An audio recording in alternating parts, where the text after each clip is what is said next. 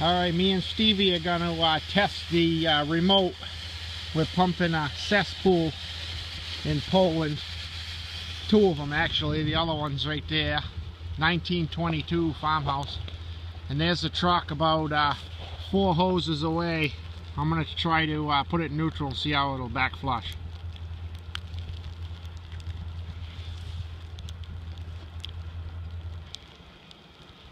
I can hear it.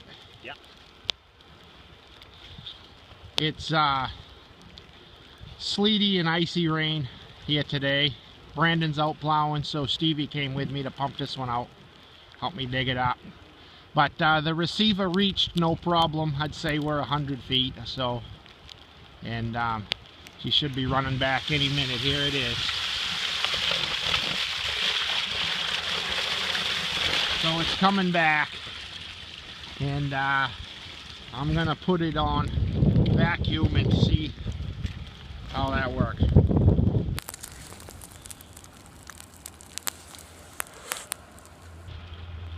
Yeah, it just changed from neutral to vacuum. So it reaches pretty good at 4 hoses.